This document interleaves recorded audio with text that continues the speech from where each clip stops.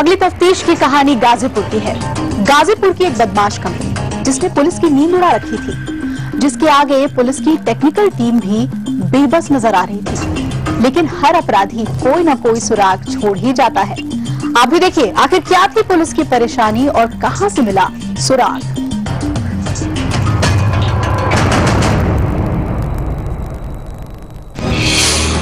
अगर आपका मोबाइल खो गया है तो यकीन मानिए पुलिस चाहे लाख कोशिश कर ले वो कभी नहीं मिलेगा। जी हां, सही सुन रहे हैं आप। अगर आपका मोबाइल खो गया है तो फिर उसे पुलिस भी नहीं खो सकती। अगर आपको अभी भी यकीन नहीं आ रहा है तो हमारी ये छानबीन आपको यकीन दिलाने के लिए मजबूर कर देगी।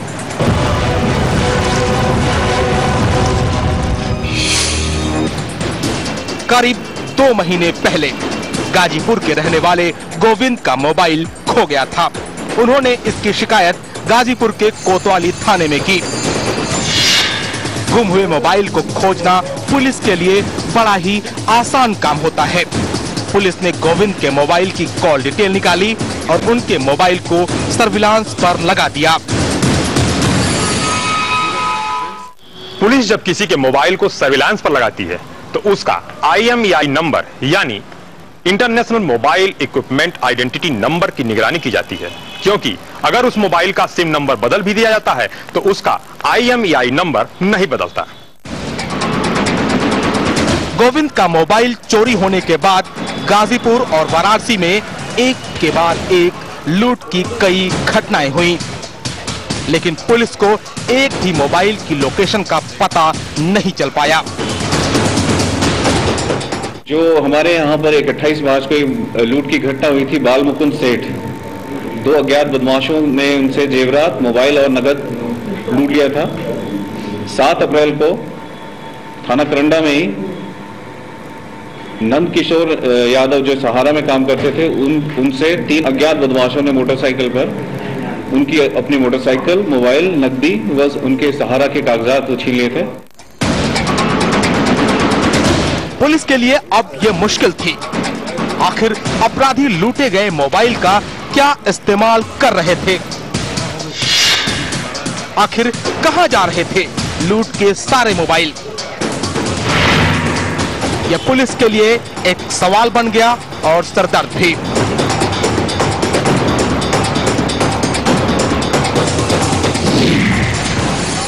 मवा न्यूज के लिए गाजीपुर से कृपा कृष्ण की रिपोर्ट। तो पुलिस भी कहीं ना कहीं उलझी हुई थी। गाजीपुर पुलिस मोबाइल के IMEI नंबर में उलझी हुई थी। इसी IMEI नंबर में था कुछ ऐसा जो पुलिस के लिए परेशानी का कारण बना हुआ था। तो क्या सुलझ पाई ये गुत्थी? लूटे गए मोबाइल फोन का आखिर क्या किया जा रहा था? क्या था बदमाश कंपनी का राज?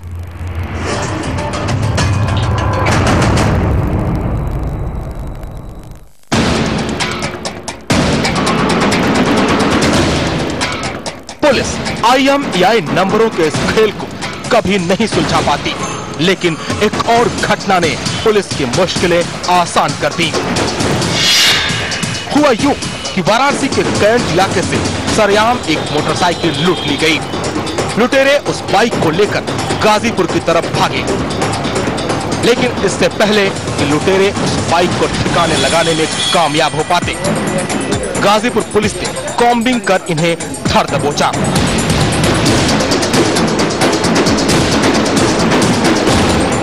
इन लुटेरों के पास से कई हथियार और लूट के दसियों मोबाइल बरामद हुए।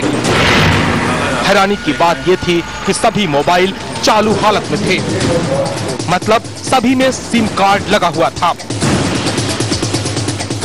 बरामदगी में इनसे एक 32 बोर की पिस्टल, डबल बैरल 315 का कट्टा, 12 बोर का कट्टा और एक 315 का कट्टा इनसे बरामद हुआ है।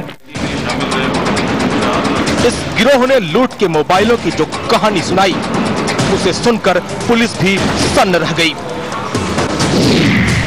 दरअसल गाजीपुर की इस बदमाश कंपनी के पास शातिर लुटेरों के अलावा एक टेक्निकल टीम भी थी, जो लूट की मोबाइल का IMEI नंबर ही बदल देते थे और नए IMEI नंबर के साथ उसे बाजार में कम दामों पर बेच देते थे।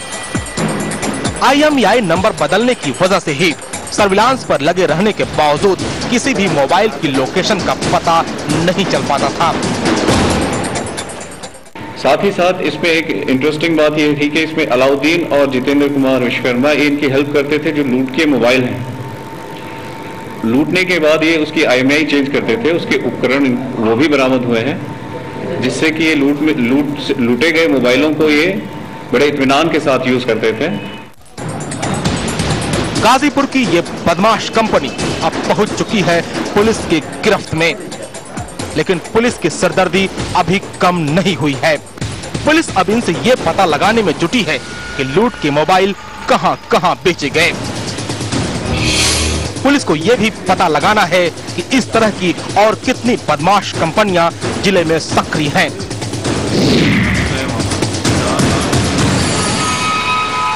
इस पूरी घटना के देखने के बाद ये साफ हो जा रहा है कि आजकल के लुटेरों की हाईटेक गैंग पुलिस के लिए काफी सिरदर्द बनती जा रही है और भविष्य में अगर ऐसा ही चलता रहा और पुलिस ने किसी नई टेक्नोलॉजी का डेवलपमेंट नहीं किया तो ऐसे लुटेरों को पकड़ पाना काफी मुश्किल होगा।